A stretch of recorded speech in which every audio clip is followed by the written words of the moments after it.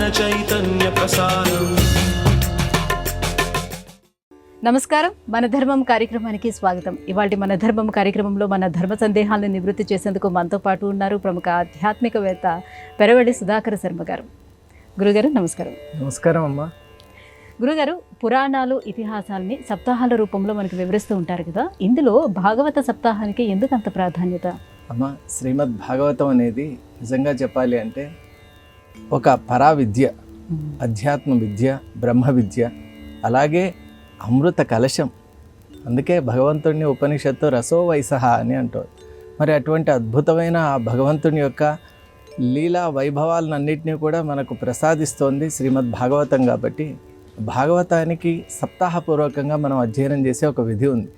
దాని వెనుక కూడా ఒక అద్భుతమైన గాథ కూడా ఉంది. మరి దాన్ని మీకు తెలియజేసే ప్రయత్నం చేస్తాను. తుంగభద్ర నదీ తీరంలో ఆత్మదేవుడు అని ఒక నిష్ఠాగరిష్ఠుడైన బ్రాహ్మడు ఉండేవాడు.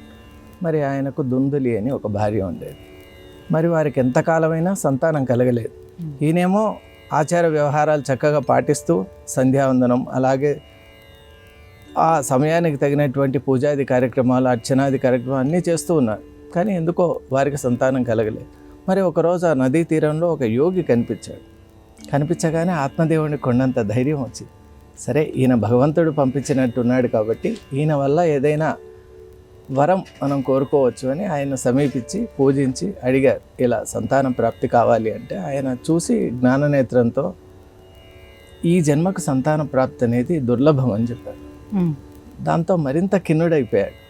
ఎలా అయినా కూడా తమరు దయచేస్తే అనుగ్రహిస్తే సాధ్యమే కదా, మీకు అసాధ్యం ఏముంటుంది యోగీశ్వర్. అప్పుడు సరే అని చెప్పి ఆయన ఒక ఫలాన్ని సృష్టించాడు. సృష్టించి, ఇది నీ యొక్క ధర్మపత్నికి ఇవ్వు, దీన్ని ఆమె స్వీకరించడం వల్ల ఒక మంచి మగపిల్లవాడు. సరే, ఆనందంతో ఇంటికి వచ్చాడు. ఇంకా అనుకున్నది మనోరథం నెరవేరుతోందని ఆమెకి ఇచ్చాడు. ఇచ్చి ఈ ఫలాన్ని కనుక స్వీకరించినట్టయితే మంచి మగపిల్లవాడు పుడతాడని ఆ యోగేశ్వరుడు చెప్పాడు. మరి ఆమె యొక్క వైఖరి ఎలా ఉందంటే, ఆమె పేరుకు తగినట్టే దొందులి అంటే కఠినమైన స్వభావం. అలాగే ఆమెకు ఇటువంటి ఈ గర్భం దాల్చడం, ఈ కష్టాలు ఇవన్నీ పడటం ఆమెకు అంత ఇష్టం లేదు.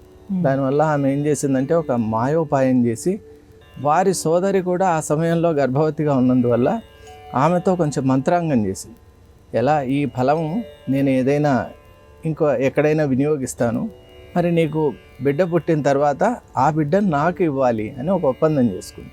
ఎందుకు, ఈయన ఆత్మదేవుడు బాగా సంపన్నుడు కాబట్టి ధనం కూడా ఇస్తాను అని చెప్పి.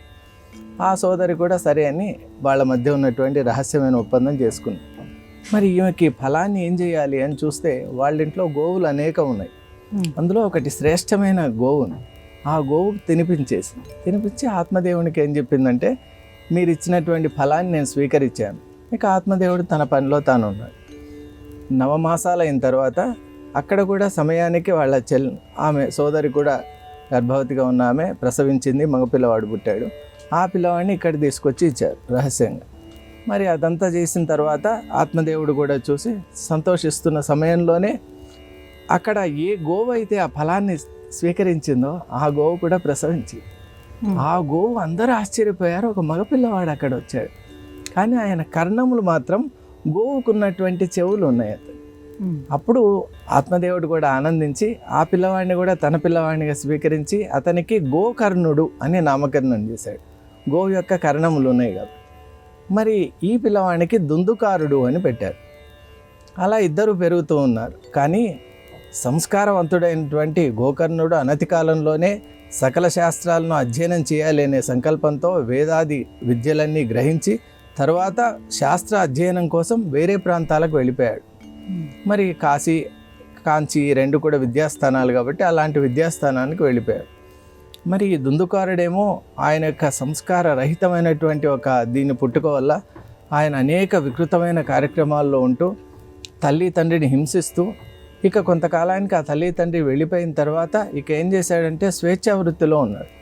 మరి ఎప్పుడు కూడా పాపం అనేది కొంతవరకే నడుస్తుంది కాబట్టి కొంతకాలానికి ఏమైందంటే ఎవరినైతే నమ్మి ఇటువంటి కార్యక్రమాలు చేస్తున్నారో వాళ్ళ చేతిలోనే అతను హతుడైపోయాడు. వాళ్ళతన్ని సంహరించారు. అప్పుడు అతనికి ప్రేతత్వం అనేది కలిగింది. ఎందుకు, పాపం వల్ల ప్రేతత్వం కలిగింది. తల్లి తండ్రిని హింసించాడు, వైదిక మార్గంలో లేడు, అలాగే చేయరాని కార్యక్రమాలన్నీ కూడా చేశాడు కాబట్టి ప్రేత జన్మనెత్తాడు. అలా సంచరిస్తూ ఉన్న సమయంలో శాస్త్రాధ్యయన సంపన్నుడై ఇక్కడ ఇతను కూడా గోకర్ణుడు ఇంటికి వచ్చాడు.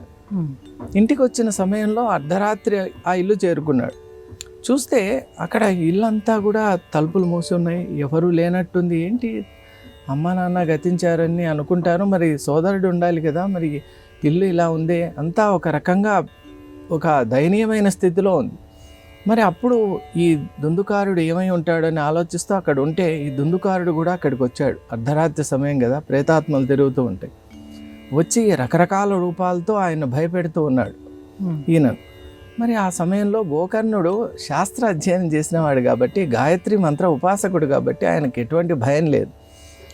చూసి నిశ్చలంగా గమనిస్తూ ఉన్నాడు, ఎవరు ఇతను, ఎందుకు ఇన్ని రూపాల్లో నాకు కనిపిస్తున్నాడు. కొంతసేపు అయినాక దుందుకారుడు వచ్చి తన మునుపటి ఆ వాక్కుతోనే సోదరుని దగ్గరికి వచ్చి, నేను నీ సోదరుణ్ణి దుందుకారుణ్ణి, చేరానేటువంటి కార్యక్రమాలు చేయడం వల్ల నా మిత్రుల చేతే నేను సంహరింపబడ్డాను, ఇప్పుడు ప్రేతాత్మగా తిరుగుతున్నాను, చాలా కష్టంగా ఉంది, అసలు భరించలేని దుఃఖంలో ఉన్నా కాబట్టి నాకెట్లయినా నీవే నాకు శరణాగతి కాబట్టి నీవు నన్ను కృతార్థుణ్ణి చేయి, ఈ ప్రేతాత్మ ఈ జన్మ నుండి విముక్తుణ్ణి చేయని పదే పదే ప్రాధేయపడ్డాడు. అప్పుడు ఈ గోకర్ణుడు కూడా చూశాడు, సరే ఎలాగైనా కూడా తమ్ముడిని కాపాడాలి అని ఒక దీంతో మరుసటి రోజు పండిత సభ ఏర్పాటు చేశాడు. చేసి శాస్త్రంలో నిష్ణాతులైన వాళ్ళందరినీ ఆహ్వానించి ప్రేతాత్మకు విముక్తి ఎలా జరుగుతుంది మీరు సూచిస్తే ఆ విధానాన్ని నేను చేసి మా సోదరుడిని విముక్తి చేస్తాను అని అన్నాడు. కానీ వాళ్ళందరూ కూడా రకరకాల అన్ని శాస్త్రాలు చూసి మాకు ఏమనిపిస్తోందంటే కేవలం సూర్య భగవానుడు, ప్రత్యక్ష దైవమైనటువంటి సూర్య భగవానుడే దీనికి చెప్పగలడు అని వాళ్ళు సూచించారు. అప్పుడు ఈయన తన తపస్సు చేత సూర్య భగవాన్ని అడగటం, భాగవత సప్తాహం గనక శ్రవణం చేసినట్టయితే మీ సోదరునికి ప్రేతాత్మ నుండి విముక్తి అవుతుంది అని చెప్తారు. అప్పుడు ఒక మంచి రోజు ఒక ఉన్నతమైన స్థానంలో భాగవతాన్ని ఉంచి అందరూ పెద్దలందరూ కూడా సమావేశంగా ఉండగా అప్పుడు ఈ దుందుమానుని కూడా పిలిపిస్తాడు. గోకర్ణుడు భాగవత సప్తాహాన్ని ప్రారంభించడంతో అక్కడ దుందుమారుడు కూడా ఒక 7 కణుపులు ఉన్నటువంటి ఒక పెద్ద శాఖ, ఆ శాఖా భాగంలోకి వచ్చి చేరుకుంటాడు. 7 రోజుల్లో ఆ కణుపులన్నీ వెళ్ళిపోయి అందులో నుంచి గోకర్ణుని యొక్క భాగవతం శ్రవణం, ఆ భాగవతాన్ని అధ్యయనం చేస్తున్నప్పుడు శ్రవణం చేసిన దుందుకారుడు కూడా విముక్తి పొందాడు. ఆ రోజు నుండి శ్రీమద్ భాగవతాన్ని సప్తాహంగా మనం అందరూ కూడా చేస్తూ ఉన్నాం. అలాగే పరీక్షిత్ మహారాజు విషయం కూడా మీ అందరికీ తెలుసు కాబట్టి భాగవతం అనేది సప్తాహ రూపకంగా ఎవరు పారాయణం చేసినా శ్రవణం చేసినా మోక్షం తథ్యం అనేటువంటిది మన యొక్క సంప్రదాయం. గురుగారు, పరమేశ్వరుడి యొక్క ఆత్మలింగాన్ని ఆరాధించే పవిత్రమైన క్షేత్రం గోకర్ణ క్షేత్రం. ఆ క్షేత్రానికి ఆ పేరు ఎలా వచ్చిందో, ఆ క్షేత్ర వైశిష్ట్యం ఏంటో తెలియజేస్తారా? అమ్మ, ఇది నిజంగా కోయిన్సిడెన్స్ అని మనం అనుకోవచ్చు. ఎందుకంటే ఇప్పుడే గోకర్ణుడి యొక్క చరిత్రను విన్నాం. అక్కడ ఆత్మలింగ స్వరూపంగా ఉన్న మహాబలేశ్వరుడు కూడా ఆయన గోకర్ణ రూపకంగానే ఉంటారు. అసలు గోకర్ణ క్షేత్రం యొక్క వైభవం అంతా మనకు శ్రీ గురు చరిత్రలో చాలా వైభవపేతంగా మనం గ్రహిస్తాం. ఎందువల్ల అంటే పరమేశ్వరుని యొక్క ఆత్మలింగం అంటే సాక్షాత్తు పరమేశ్వరుని యొక్క స్వరూపం. మరి మనకందరికీ తెలుసు, రావణాసురుడు ఎప్పుడైతే తన యొక్క శివభక్తి చేత పరమేశ్వరుని మెప్పించి ఒప్పించి ఆత్మలింగాన్ని తీసుకొని తన తల్లి ఆరాధన కోసం తీసుకొని వెళ్తూ ఉంటాడు. కానీ దేవతలకు తెలుసు, ఆత్మలింగం కనుక లంకాపురి చేరిందంటే అనర్థాలు ఎన్ని ఉంటాయో తెలుసు కాబట్టి ఇక రావణాసురుని నిగ్రహించడం అసాధ్యం కాబట్టి వారు మాయోపాయం చేత గణేశ్వరుని ప్రార్థిస్తారు. అప్పుడు గణేశ్వరుడు, ఈయన సంధ్యా సమయం అవుతోంది కాబట్టి గణేశ్వరుని చేతిలో ఈయన మారు రూపంలో ఒక పశువుల కాపరిలాగా అక్కడ ఉంటాడు, ఒక బ్రహ్మచారిలాగా ఉంటే ఈయన చేతికిచ్చి కింద మాత్రం పెట్టకు, నేను సంధ్యావందనం చేసుకొని వస్తాను. కానీ గణేశ్వరునికి తెలుసు కాబట్టి రావణ బ్రహ్మ అలా వెళ్ళిన కాసేపటికే ముమ్మారు నేను ఈ ఆత్మలింగాన్ని మోయడానికి నేను అశక్తుడిగా ఉన్నాను, మోయలేకపోతున్నానని చెప్పి వెంటనే భూమిపైన స్థాపన చేస్తాను. ఇక రావణ బ్రహ్మ రావటం ఆగ్రహించినా కూడా ఎంత ప్రయత్నించినా కూడా అది వీల్లేదు. ఎందుకు? అటువంటి ఆ వైభవం ఉంది ఆ శివలింగం. కాబట్టి పరమేశ్వరుని యొక్క పరిపూర్ణమైన అనుగ్రహ లీలా విశేషంతో కూడి ఉన్నటువంటిది ఆ గోకర్ణ క్షేత్రం. ముఖ్యంగా ఇక్కడ చేసినటువంటి బిల్వార్చన చాలా శుభప్రదం. అందుకే గోకర్ణ క్షేత్రం అంటేనే సముద్ర ప్రాంతంలో ఉన్నటువంటి ఒక అత్యద్భుతమైనటువంటి స్థానం అమ్మ. ఎవరైనా అక్కడికి వెళ్తే శివుని యొక్క అనుగ్రహాన్ని ప్రతి ఒక్కరు కూడా అనుభూతి చెందవచ్చు. అలాగే అక్కడ మనం గోకర్ణ రూపంలో ఆ లింగం ఉంటుంది. ఎందువల్ల అంటే రావణాసురుడు పెకలించే ప్రయత్నం చేసినప్పుడు అలాంటి ఆకారం ఏర్పడింది. గోవు అంటే సకల దేవతా స్వరూపం కాబట్టి ఆ ముద్రతో ఉన్నటువంటి శివలింగ అర్చన సర్వశుభప్రదం అని పెద్దలు చెప్తారు. గురువుగారు, ఇక మరో సందేహం. అద్వైత వేదాంతానికి సంబంధించి ఎన్నో గ్రంథాలు ఉన్నాయి, అందులో భామతి యొక్క ప్రత్యేకత ఏంటో తెలియజేస్తారా? చాలా సంతోషం అమ్మా. నిజంగా చెప్పాలి అంటే భామతి అనేటువంటి గ్రంథం మాకు వేదాంతంలో చాలా గొప్ప గ్రంథం. అధ్యయనం నిజంగా భామతి గ్రంథాన్ని ఎన్నిసార్లు చేసినా తనివి తీరదు. ఈ గ్రంథానికి ఆ పేరు ఎలా వచ్చిందో మనం చూస్తాం. వాచస్పతి మిశ్రులు అని వారు ఒక చాలా గొప్ప షడ్దర్శనాచార్యులు. న్యాయ వైశేషిక యోగ సాంఖ్య మీమాంస వేదాంతాదులు ఏందో అద్భుతమైనటువంటి కృషి చేశారు. అత్యద్భుతమైన గ్రంథాలని కూడా మనకిచ్చారు. ముఖ్యంగా వేదాంతంలో ఆదిశంకర్ భగవత్పాదులు రాసినటువంటి బ్రహ్మసూత్రాలకు వీరు విస్తృత వ్యాఖ్య రాశారు. అదే భామతి అనే గ్రంథం. మరి ఆ గ్రంథానికి భామతి అనే నామకరణం ఎలా చేశారు అంటే వాచస్పతి మిశ్రుల యొక్క జీవితం అంతా కూడా గ్రంథ అధ్యయనం, అధ్యాపనం, అలాగే గ్రంథ రచనలో అది సాగిపోయేది. మరి ఆ క్రమంలో వారికి వివాహమైన తర్వాత ఈ బ్రహ్మసూత్రాలపై కూడా గ్రంథాన్ని రచించాలి అని సంకల్పం చేసుకున్నారు. ఆ గ్రంథం కోసం వారు రాత్రి పగలు శ్రమ చేస్తూ ఉన్నారు. వారి ధర్మపత్ని కూడా ఈయనకు ఎటువంటి ఆటంకం కలగకుండా గ్రంథ రచనకు కావలసిన వాతావరణాన్ని వారు కలిగించారు. మరి అనేక సంవత్సరాలు అయిపోయింది. అసలు ఈ వాచస్పతి మిశ్రునికి తెలియనే లేదు, సంవత్సరాలు గడిచిపోయేది. ఎందుకంటే బ్రహ్మసూత్రాలు అంత అత్యద్భుతంగా ఉంటాయి. ఒక్కసారి అధ్యయనంలోకి వెళ్ళామా ప్రపంచ స్పృహ ఉండదు. మరి అలా వెళ్ళినటువంటి వాచస్పతి మిశ్రుడు గ్రంథ పరిసమాప్తి అయిన తర్వాత అలా చూసేసరికి ఎవరో ఒక పెద్ద స్త్రీ ఒకరు అక్కడ ఉన్నారు. ఎవరమ్మా మీరు అని అడిగారు. అడిగితే నేనే మీ యొక్క ధర్మపత్ని భామతిని అని అన్నారు. అంటే అన్ని సంవత్సరాలు అయిపోయింది ఆ గ్రంథ రచనలో. అప్పుడు ఆయన చూసి, ఇంత ఈ యొక్క గ్రంథం కోసం మీ యొక్క జీవితాన్ని కూడా త్యాగం చేసి ఈ గ్రంథ రచనకు తోడ్పడ్డావు కాబట్టి తరతరాలు గుర్తుండేటట్టు ఈ గ్రంథానికి భామతి అని నామకరణం చేస్తున్నారు. అంటే పూర్వకాలంలో ఉన్న సంప్రదాయాలు అంత అద్భుతంగా ఉండేది. అంటే భార్యాభర్తల మధ్య యొక్క సంబంధం కానివ్వండి, వాళ్ళ మధ్య అండర్స్టాండింగ్ కానివ్వండి, అంత అద్భుతంగా ఉండేది. మరీ ముఖ్యంగా భామతి అనే గ్రంథం యొక్క వైశిష్ట్యం ఎలా ఉందంటే ఒక పరంపరలాగా గ్రంథాలు వచ్చాయి. అమలానంద సరస్వతి దానిపై కల్పతరు అనే గ్రంథం రాశారు. దానిపై అప్పయ్య దీక్షితులు అనే ఒక మహాపండితుడు పరిమళ అనే వ్యాఖ్య రాశారు. దానిపై నృసింహ పండితుడు అనే అతను ఆభోగం అనేటువంటి గ్రంథం రాశారు. ఇదే కాగా భామతి తిలకము, భామతి విలాసం, భామతి వ్యాఖ్య, ఇలా ఒక గ్రంథ పరంపరనే వచ్చింది. కాబట్టి ఈ భామతి ప్రస్థానం అనేటువంటిది అద్వైత వేదాంతంలో ఒక అత్యద్భుతమైన ప్రస్థానంగా ఈనాటికి విరాజిల్లుతోంది. గురుగారు, రఘువంశ రాజులు ఎంతో ధార్మికమైనటువంటి జీవితాన్ని గడిపారని రఘువంశ కావ్యం వివరిస్తుంది. రఘువంశం యొక్క గొప్పతనం ఏంటో తెలియజేస్తారా? ముఖ్యంగా రఘువంశ గొప్పతనం చెప్పుకోవాలి అంటే సాక్షాత్ రఘురాముడే అందులో జన్మించడం. ఎందువల్ల అంటే ఒక సప్తమావతారమైనటువంటి శ్రీరామచంద్రుడే ఆ వంశాన్ని ఎన్నుకున్నాడు. అంటే ఆ వంశంలో ఉన్నటువంటి వాళ్ళు ఎంతటి త్యాగధనులు, ధార్మికులు, అలాగే జ్ఞాన తృష్ణ కలిగినటువంటి వారు, అలాగే వారి యొక్క పరిపూర్ణమైనటువంటి మానవత్వం కలిగిన వారు. కాబట్టి శ్రీరామచంద్రుడు ఆ రఘువంశాన్ని ఎన్నుకున్నారు అని చెప్తారు పెద్దలు. మరి వారు ఎలా ఉండేవారు అంటే రఘువంశ రాజులు త్యాగాయ సంవృతార్థాయ సత్యాయ మితభాషిణే అని వారి జీవితంలో ఏదైనా వారు స్వీకరించారు అంటే అది కేవలం త్యాగంగా మళ్ళీ ఇవ్వటానికే. ఈరోజు సముద్రం ఎండాకాలంలో ఎంతో నీటిని పోగొట్టుకుంటుంది, కానీ వర్షాకాలంలో వచ్చే నీరు అది స్వీకరించినప్పుడు ఎందుకు అంటే మళ్ళీ వర్షాన్ని కురిగించడానికే, వర్షాన్ని ఇచ్చి అందరినీ సస్యశ్యామలంగా ఉంచడానికే. అలా త్యాగ నిరతితో వారు ఏ పని చేసినా కూడా త్యాగ ప్రధానంగా జీవించేవారు. అలాగే సత్యాయ మితభాషిణే అన్నారు. సత్యం పలకాలి కాబట్టి అనృత దోషం ఎక్కడ అంటే అబద్ధం ఎక్కడ దొర్లుతుందో అని వాక్కును చాలా పరిమితంగా ఉంచేవారు. అంటే అవసరమైన మాట అవసరమైనంత వరకే మాట్లాడేవారంట. అందుకే శ్రీరామచంద్రుని విషయంలో చూస్తే చాలా మితభాషిగా ఉంటారు. అసలు అనృతం అనేది రాకుండా సత్యాయ మితభాషిణే అని వారు అంటారు. అలా రఘువంశ రాజుల్లో ఉన్నటువంటి ధార్మిక ప్రవృత్తి అంత అద్భుతంగా ఉంటుంది. అలాగే వారు ప్రజాయి గృహమేదినామని వారు ఎలా అంటే కేవలం అవిచ్ఛిన్నంగా రఘువంశం రావటానికే వారు ఈ యొక్క గృహస్థాశ్రమాన్ని కూడా స్వీకరించారు అని ఒక మనకు నానుడి ఉంది. రఘువంశంలో కూడా మహాకవి కాళిదాస్ చాలా చక్కగా చెప్తారు.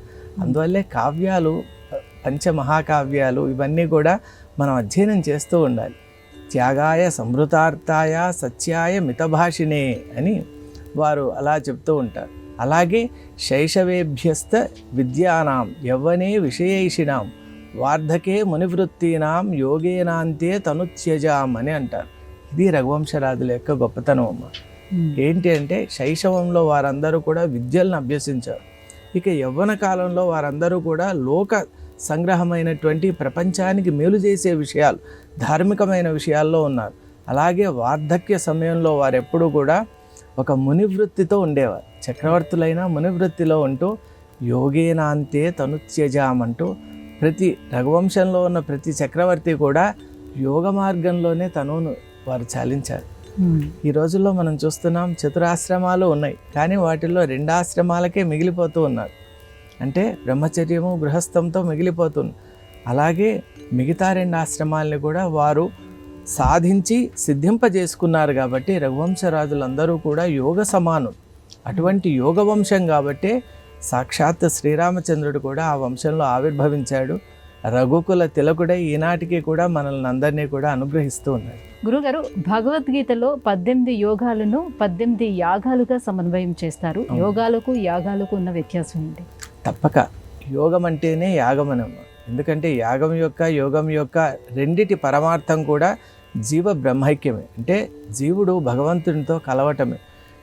యోగం అంటేనే జీవాత్మ పరమాత్మ యొక్క కలయిక అని అర్థం. కాబట్టి సంయోగమే యోగం. కాబట్టి ఇక్కడ భగవద్గీత కూడా మనకు అత్యద్భుతమైనటువంటి ఈ 18 యోగాల్లో మనకు ఈ యొక్క ప్రధానమైన అంశాన్నే తెలియజేస్తోంది. ముఖ్యంగా మనం చూసినట్టయితే భగవద్గీతలో 18 అధ్యాయాలు ఉంటే అవి 3 షట్కములుగా మనం విభజించుకోవచ్చు. మొదటి 1 నుండి 6 వరకు, అలాగే 7 నుండి 12 వరకు, అలాగే 13 నుండి 18 వరకు, అలా మనం తీసుకున్నట్టయితే 3 షట్కములుగా మనకు మొట్టమొదటిది అర్జున విషాద యోగం, సాంఖ్యయోగం, కర్మయోగం, అలాగే జ్ఞానయోగం, జ్ఞానకర్మ సన్యాస యోగం, ధ్యాన యోగం. ఈ 6 ప్రథమ షట్కం. ఈ షట్కంలో మనం మహావాక్యంలో తత్వమసిలో ఉన్నటువంటి త్వం అనేటువంటి పదానికి నిర్వచనం. అలాగే జ్ఞాన విజ్ఞాన యోగం, అలాగే జ్ఞాన విజ్ఞాన యోగం తర్వాత వచ్చినటువంటి రాజవిద్య, రాజగుహ్యాలు కానివ్వండి, అలాగే విభూతి యోగం కానివ్వండి, విశ్వరూప సందర్శన యోగం కానివ్వండి, భక్తి యోగం కానివ్వండి, ఇవన్నీ కూడా మధ్యలో ఉన్నటువంటి యోగాలు. ఇవన్నీ మనకు త్వం అనేటువంటి పదాన్ని సూచిస్తూ ఉన్నాయి. అలాగే మనం చూసినట్టయితే చివర ఉన్నటువంటి వాటన్నిటికీ కూడా క్షేత్రజ్ఞ విభాగ యోగం. అంటే అసి పదము ఎంత చక్కగా ఉంటుందంటే క్షేత్రజ్ఞ విభాగ యోగం. అలాగే మనకు వచ్చినటువంటి గుణత్రయ విభాగ యోగం, క్షరాక్షర విభాగ యోగాన్నే పురుషోత్తమ ప్రాప్తి యోగంగా మనం భావిస్తూ ఉంటాం. దైవాసుర సంపద్ విభాగ యోగం, అలాగే శ్రద్ధాత్రయ విభాగ యోగం, మోక్ష సన్యాస యోగం. ఇవి అసి అనేటువంటి పదం. అంటే ఇక్కడ మనం క్షరము అక్షరాన్ని, అలాగే దైవ ఆసురాన్ని, అలాగే మనం గుణత్రయాన్ని, అలాగే క్షేత్రజ్ఞ తత్వాల్ని విడదీసి చూస్తాం. అప్పుడు ఆత్మ అనాత్మ అనేటువంటి భేదం ఎప్పుడైతే తెలుసుకుంటాడో ఆత్మయందు స్థితుడై ఉంటాడో అని మనకు వేదాలు చెప్తూ ఉన్నాయి. కాబట్టి తత్వమసి మహావాక్యం యొక్క విస్తార వివరణే శ్రీమద్ భగవద్గీత. అలా ఇప్పుడు మనం చూసినట్టయితే తత్వమసి అనేటువంటి పదాన్ని మనం అర్థం చేసుకోవడమే జ్ఞాన యజ్ఞము, జ్ఞాన యాగంగా మనం స్వీకరించవచ్చు. అలా నిజంగా చెప్పాలి అంటే యజ్ఞాల్లో, యాగాల్లో అన్నిటికీ కూడా జ్ఞానయజ్ఞమే చాలా శ్రేష్టమైనటువంటిది. కాబట్టి ఈ యోగాలన్నీ కూడా ఆ యాగరూపకంగా మనకు ఈ తత్వమసి మహావాక్యం ఇచ్చేటువంటి ఏకత్వం ఏదైతే ఉందో, అద్వైత స్థితి ఏదైతే ఉందో దాన్ని ప్రతిపాదిస్తూ ఉన్నాయి. కాబట్టి మనకు ఈ మధ్యలో ఉన్నటువంటి త్వం అనేటువంటిది చాలా ముఖ్యమమ్మ. భగవత్ తత్వాన్ని తెలియజేస్తుంది. అక్కడ మనకు చూసినట్టయితే జ్ఞాన విజ్ఞాన యోగము, అక్షర పరబ్రహ్మ యోగము, రాజవిద్య రాజగుహ్య యోగము, విభూతి యోగము, విశ్వరూప సందర్శన యోగము, భక్తి యోగం. ఇవి కనుక మనం అధ్యయనం చేయగలిగితే త్వం పదము, తత్పదం అనేటువంటిది మనం తెలుసుకుంటాం. ఆ తత్ అంటేనే భగవంతుడు. కాబట్టి అటువంటి మనకు జ్ఞాన యజ్ఞాన్ని మన చేత చేయించేటువంటి భగవద్గీత నిజంగా అనునిత్యం కూడా మనం ఒక అలవాటుగా మార్చుకోవాలి. ఎందువల్ల అంటే ఒక అలవాటుగా మారిందంటే, అభ్యాసంగా మారిందంటే భగవద్గీత పారాయణం మనం చేయకుండా ఉండలేం. గురువుగారు, గకార పంచకం లాగానే వకార పంచకానికి కూడా చాలా ప్రశస్తి ఉందంటారు. వకార పంచకం యొక్క విశిష్టత ఏమిటి? ఇది నిజంగా ఉత్తమమైన ప్రశ్న. ఎందువల్ల అంటే గకారం అనేటువంటిది గమ్ అనేది జ్ఞానబీజం కాబట్టి, అలాగే మనం వకారం కనుక తీసుకున్నట్టయితే వకారం యొక్క శక్తి ఎలా ఉంటుందంటే వస్త్రేణ వపుషా వాచ విద్యయా వినయేన చ అని శాస్త్రం చెప్తుంది. కాబట్టి ఇవి నిజంగా వస్త్రేణ వపుషా వాచ విద్యయా వినయేన చ అని వకారాలు ఇవి. వకార పంచము ఎవరైతే కలిగి ఉంటారో నరో భవతి పూజితః అని. వకార పంచకం ఎవరైతే కలిగి ఉంటారో వారు సమాజంలో పూజింపబడతారు, గౌరవింపబడతారు అని మనకు శాస్త్రం తెలియజేస్తుంది. అది ఎలా అంటే వస్త్రేణ, వస్త్రం అంటే మామూలుగా మనం ధరించే వస్త్రాలే కాకుండా అసలైన వస్త్రం మన మానసికమైనటువంటి ఆలోచన.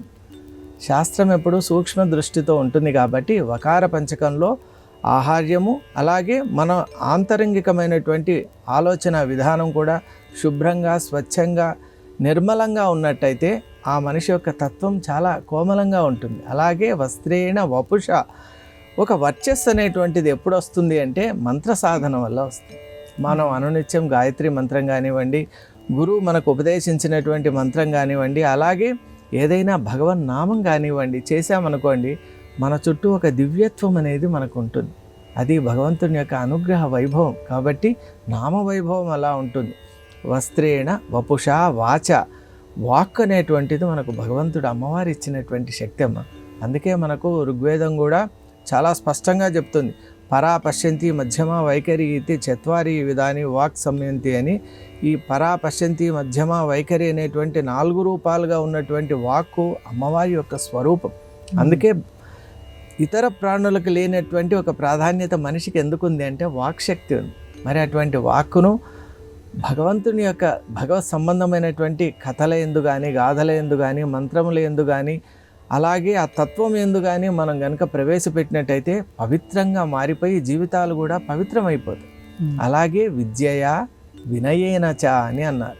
విద్య అనేటువంటిది మానవుణ్ణి నిజంగా చెప్పాలి అంటే లౌకిక విద్యలు కూడా మనకి ప్రపంచ జ్ఞానాన్ని కలిగిస్తాయి. మనం ఇంతకుముందే చెప్పుకున్నాం, ద్వే విద్యే వేదితవ్యే పరా చైవా పరాచ అని. మనకు విద్యలు 2 విధాలు, పరావిద్య, అపరావిద్య అని. అపరావిద్య లౌకిక సంబంధమైనటువంటిది, పరావిద్య అనేటువంటిది సాక్షాత్ పరాతత్వమైన భగవంతునికి, మన ఆత్మకు, ఆ పరబ్రహ్మకు సంబంధించినటువంటి విద్య కాబట్టి అది అద్వైత విద్య. ఆ పరావిద్యే నిజమైన విద్య కాబట్టి విద్యయ, ఆ విద్య చేత, అలాగే వినయేన చ. నిజంగా చెప్పాలి అంటే విద్య ఎంత ఉన్నా వినయం లేకుంటే శోభించదు. విద్యా దదాతి వినయం అని. ఒక మనిషికి విద్య ఉంది అని మనం ఎప్పుడు తెలుసుకుంటామంటే వినయాన్ని బట్టి తెలుసుకుంటాం.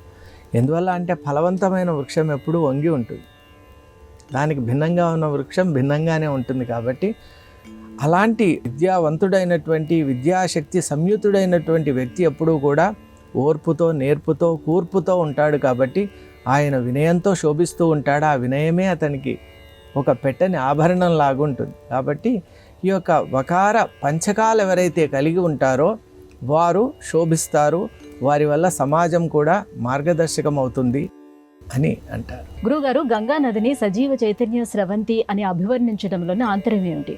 గంగా నది అనేటువంటిది నిజంగా చెప్పాలి అంటే నిజంగా నిత్య సజీవ చైతన్య స్రవంతి. గంగా అమ్మవారు ఈనాటికి కూడా మనం వెళ్తే మనల్ని ఎవరు వచ్చారు, ఆ నదిలో ఎవరు స్నానం చేస్తున్నారని గ్రహిస్తారు. మరి అటువంటి ఒక ప్రత్యేకమైనటువంటి ఆ విలక్షణత ఉంది ఆ గంగా నదికి. దీనికి తార్కారణంగా ఒక యథార్థ గాథను మీకు తెలియజేసే ప్రయత్నం చేస్తాను. కాశీకి ఒక యువ బ్రహ్మచారి వచ్చారు. ఆయన జపతపాదులతో జీవితాన్ని పరిపూర్ణం చేసుకోవాలని ఉద్దేశంతో వచ్చారు. కానీ కాశీలో అతనికి ఏకాగ్రత కుదరటం లేదు. ఎందుకు, భక్తులు, యాత్రికులు చాలామంది ఉంటారు కాబట్టి పెద్దల సూచన మేరకు గంగను దాటి అవతలి వైపు వెళ్ళిపోయాడు. అక్కడ అంత స్థలాన్ని చూస్తూ ఉన్నప్పుడు ఒక ఐలాండ్ లాగా ఉంది. చుట్టూ గంగా నది, మధ్యలో కొంత ప్రాంతం ఉంది. ఇది చాలా కరెక్ట్ ప్లేస్ నాకని వారు అనుకున్నారు. అనుకొని అక్కడ ఒక కుటీరాన్ని నిర్మించుకొని అక్కడే జపము, ధ్యానము చేసుకుంటూ ఉన్నారు. ఒకరోజు ప్రదోషానికి కొంచెం ముందు, అంటే సుమారు 4 గంటల ఆ ప్రాంతంలో ధవళ వస్త్రాలు ధరించిన దేవతా స్వరూపం లాంటి ఒక మాతృమూర్తి తమ వైపు వస్తుండటం చూశారు. వెంటనే జపమాల పక్కన పెట్టి ఆ తల్లిని చూసేవారికే సాష్టాంగ నమస్కారం చేయాలి అని అనిపించింది. వెంటనే నమస్కారం చేయంగానే ఆ తల్లి అత్యంత మృదు మధురమైనటువంటి వాక్కులతో, వత్స నువ్వు వెంటనే ఆ ఉన్నతమైన శిఖరం పక్కన ఉంది కదా, అక్కడికి వెళ్ళు, నీకు శుభమవుతుంది అని చెప్పి ఇతను ఒక్కసారి కళ్ళు మూసుకొని ఆ తల్లిని స్మరించుకుంటూ ఉండి మళ్ళీ చూసేసరికి ఆ తల్లి లేరు, అక్కడ అంతర్ధానం అయిపోయారు. అప్పుడు అర్థమైంది, సాక్షాత్తు ఎవరో దేవత నన్ను అనుగ్రహించారు అనుకొని అమ్మ చెప్పినట్టు నేను చేయాలి కాబట్టి వెంటనే తన దగ్గర ఉన్న సామాగ్రి కూడా పెద్దగా ఏమీ లేవు, ఆ వస్తువులన్నీ తీసుకొని అమ్మ చెప్పినట్టు ఆ శిఖరం పైకి వెళ్తాను అని పక్కన ఒక ఎత్తైన ప్రాంతం వైపు వెళ్ళారు. వెళ్ళి మరుసటి రోజు ఉదయం లేచి చూడగానే అసలు తను ఉన్నటువంటి ప్రాంతం లేనేలేదు, మొత్తము గంగాజలం ఆ ప్రాంతాన్ని కప్పివేసింది. అంటే ఆ ఉద్ధృతమైన ప్రవాహం రాబోతోంది, అక్కడ ఆ బ్రహ్మచారి ఆ ప్రవాహంలో కొట్టుకొని పోకుండా గంగా నది తన యొక్క స్త్రీ స్వరూపంగా ఆ బ్రహ్మచారికి దర్శనమిచ్చి అనుగ్రహించారు. అలాంటి ఇతివృత్తాలు నిజంగా చెప్పాలి అంటే కోకొల్లలుగా ఉన్నాయమ్మా. ఈనాటికి కూడా గంగా మాత మనల్ని అందరినీ అనుగ్రహిస్తారు. నిజంగా యోగ్యులైన వారిని వారితో సంభాషణ కూడా చేస్తారు. అనేక రూపాల్లో వారికి దర్శనం ఇవ్వటమే గాక వారి జన్మను కూడా కృతార్థులను చేస్తున్నటువంటి సందర్భాలు ఉన్నాయి. కాబట్టి గంగా నది అనేటువంటిది పరమపావనమైనది, మనకందరికీ కూడా చాలా ఉన్నతమైన, మనకు భారతీయ సంస్కృతిలో గంగాజలం అంటే చాలా ఉన్నతమైనటువంటి ఒక భావన ఉంటుంది. అందువల్ల మనకు భగవద్గీత కించిదతీత గంగాజల లవ కణికాపీత అని ఆదిశంకర భగవత్పాదులు కూడా చెప్పారు ఈ విషయాన్ని. గంగా నది చాలా పవిత్రమైందే కాక ఈనాటికి కూడా తల్లిలాగా మనల్ని అందరినీ అనుగ్రహిస్తూ ఉంటారు. గురుగారు, ఇవాల్టి మన ధర్మం కార్యక్రమంలో మాకు వచ్చినటువంటి ఈ సందేహాలన్నీ కూడా నివృత్తి చేసినందుకు ధన్యవాదాలండి. అమ్మా నమస్కారం. ఇది ఇవాల్టి మన ధర్మం కార్యక్రమం. రేపటి మన ధర్మం కార్యక్రమంలో మళ్ళీ కలుసుకుందాం. నమస్కారం. ఈ కార్యక్రమాన్ని తిరిగి చూడాలనుకుంటే www.youtube.com/@ETV Life Spiritual లో చూడవచ్చు.